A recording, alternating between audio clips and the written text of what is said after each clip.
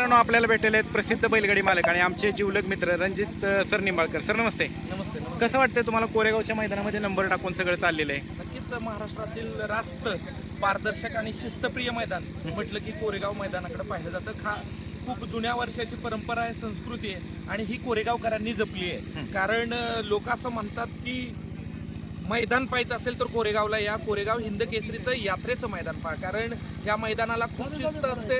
अत्यंत पारदर्शक मैदान होतं. त्यासाठी समस्त ग्रामस्थ मंडळ कोरेगावकरांचं मी मनापासून आभार व्यक्त करतो. कारण या प्रकारची मैदानं होणं काळाची गरज आहे. कारण महाराष्ट्रातलं एकमेव हिंद केसरीचं मैदान आहे जे नंबर टाकून होतं आणि खूप जुन्या वर्षाची परंपरा आहे आणि तीच परंपरा या आधुनिक युगात सुद्धा कोरेगावकर जपतायत. याबद्दल खूप छान वाटतंय. आता नोंदवली का गाडी तुम्ही? गाडी नोंदवतोय. बैल आत्ताच आलेले आहे, त्याच्यामुळे दोन्ही गाड्या नोंदवायची प्रक्रिया थोड्याच वेळात सुरू. तुम्ही आता रंग पाहिला असेल, इतर रंगापेक्षा हा रंग वेगळा आहे. नक्कीच हा खेळच रंगांचा आहे. कारण वेगवेगळे रंग इथं तुम्हाला पाहायला मिळत आहेत. गुलाबी रंग दिसतोय आणि नक्कीच कारण असं म्हटलं जातं की एक चांगल्या पद्धतीचं मैदान कसं असावं आणि एक व्यवस्थित रंगाच्या माध्यमातून बैलांवरती सुद्धा तो रंग उठावरीत्या दिसावा. पुन्हा पुन्हा तो रंग आणू नये जेणेकरून परत त्याच्यावर नंबर, त्यासाठी सुद्धा खबरदारी घेतलेली आहे. आणि हा रंगवाला पण दिसतोय, हा गुलाबी रंग दिसतोय. आता बाकीचे लोक आणतील गुलाबी, आणतील हिरवळ, नाही मिळणार, पण ते नाही मिळणार. मिक्स करून तेच बनवू शकतात. हा खास रंग आहे आणि हा स्पेशल याच्यासाठीच बनवलाय की दुसरा कोणी हा रंग बनवू नये. बरं, आता आपल्या गाड्या नोंदवल्या का? नोंदवते, बैल येत आहेत. आता नोंदण्याची प्रक्रिया सुरू झाली. 2-4 गाड्या नोंदवल्या. आपल्या 2 गाड्या, त्याच्यामुळे थोडासा वेळ. कसे पैरे आहेत आपले आजचे? सर्जा पाळणार आहे.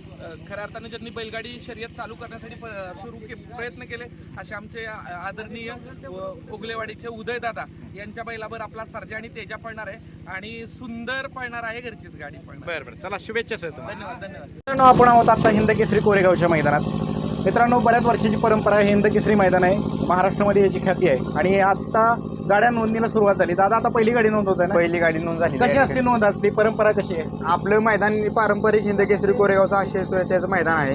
या मैदानाला आमची एक परंपरा आहे की आम्ही बैलांवर पावती नंबर टाकूनच बैल नोंद करून घेतो. गाडी तुमची बैल इथं आणायची, पावती नोंद करायची आणि पावतीचा जो नंबर आहे तो दोन्ही बैलांच्या पाठाणीवर टाकला जाईल आणि त्याप्रमाणेच गाड्या नोंद करून घेतल्या जातील. या मैदानात कुठलाही बैल डबल पळवला जात नाही आणि डबल नोंद पावती केली जात नाही.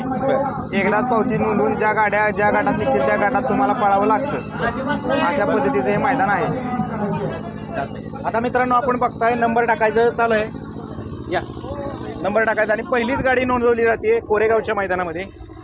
मित्रांनो, ज्या मैदानाची आपण उत्सुकतेने वाट पाहत असतो ते हिंद केसरी कोरेगावचं मैदान आहे आणि पहिली बैलजोडी जिच्यावरती नंबर टाकला जातोय.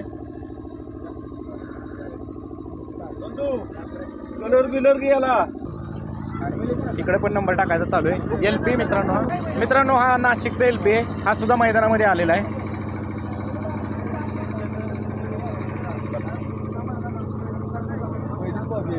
पहिलीच पावती. दादा, कसं वाटतंय आज पहिलीच तुमची गाडी नोंदवली गेली? हो, आज आम्ही घरून येतानाच निर्धार करून आलेलो होतो की आज पहिलीच पावती करायची काय करून. आणि बैलजोडी पण आमची लवकर आणली तेवढ्यासाठी आम्ही. बरोबर. बैलजोडी कुठली घेऊन आला होता तुम्ही? बैलजोडी कुठली घेऊन आला होता? आज बागड आणलाय. बागड. आणि त्याच्या जोडीला बरोबर नाशिक LP आहे. मित्रांनो, नाशिकचा आशिक LP आणि बागड अतिशय सुंदर अशी बैलजोडी पळताना दिसणार आहे आपल्याला.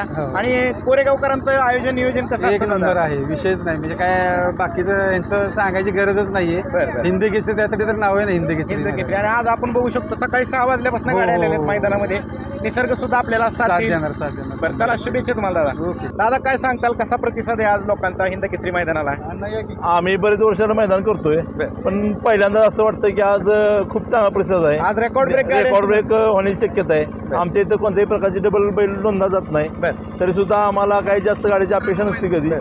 आम्ही यातून पैसे काही कधी कमवत नाही. हे सगळं करतोय नियमावली. किती वर्षाची परंपरा आहे दादा ही? आता कमीत कमी 60-70 वर्षाची परंपरा आहे. आणि हे सगळं जे नियमावली आम्ही करतोय हे फक्त या बैलगाडी शौकीनांसाठी करतोय. न्याय मिळावा, न्याय मिळायसाठी करतो आणि तो न्याय देण्याचा आम्ही शेवटच्या यापर्यंत प्रयत्न करू. आणि आता सुरुवात झालेली नोंदीला आपण बघू शकता मित्रांनो, नंबर टाकून नोंद केली जाते. बरं, चला दादा, शुभेच्छा तुम्हाला. दादा नाव काय तुमचं? नंदकुमार धुमाळ, नंदकुमार धुमाळ मित्रांनो. बाकरवाडी, नंबर डेक्कर. आहेत. आणि आज जरा कलर वेगळा आहे आमच्या कोरेगावच्या मैदानात. हा. गुलालाच कलर गुलाबी कलरचा. बर चला, हे नंबर टेकरचं काम करणार आहेत. नंबर टाकायची सुरुवात झालेली आहे. धन्यवाद दादा. दादा नमस्ते. आता गाडी नोंदवली, कसं वाटतंय तुम्हाला? छान वाटतंय की काय आज कोणाबरोबर आहे आपल्या सुद्धा? बरं, आणि आता ही पद्धत कशी काय, कसं वाटतं? सगळ्या मैदानात असं व्हायला पाहिजे. मैदानात सगळ्या असंच व्हायला पाहिजे. आता इथं कसं असते, एकदा गाडी नोंदली की परत डबल चान्स नाही. परत एकदा chance. लागेल त्यालाच म्हणजे नंबर टाकून मैदान असते. नशिबाचा त्यामुळं- भाग जो तो. नशिबाचा भाग. आणि हिंद केसरी मैदान म्हणून याची उपाधी फार मोठं मैदान आहे. काय सांगाल त्या संदर्भात? हे मैदान पारंपरिक मैदान आहे, नामांकित मैदान, यात्रेचं मैदान असल्यामुळे मैदान बी भरपूर प्रमाणात भरतं. मोठी बैल, नामांकित बैल इथं पळायला येते ती. हा. आणि मैदान एक नंबर होतं. आणि मोठ्या संख्येने आज 6 वाजल्यापासूनच गाड्या आल्या आहेत. उपस्थिती असते. आज रेकॉर्ड ब्रेक नोंद होईल का गाड्यांची, काय वाटतं? हो, होईल होईल. चला, शुभेच्छा दादा तुम्हाला. धन्यवाद धन्यवाद. किती नंबर आहे?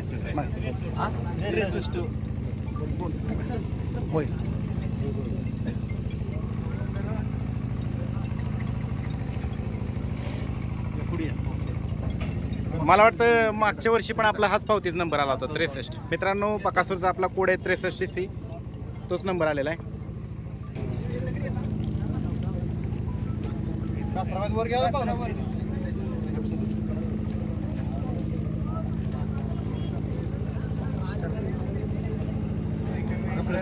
मुरुमकरांचा सुंदर आहे. आज तो आपल्या सप्त हिंद केसरी बकासूर सोबत पाळणार आहे.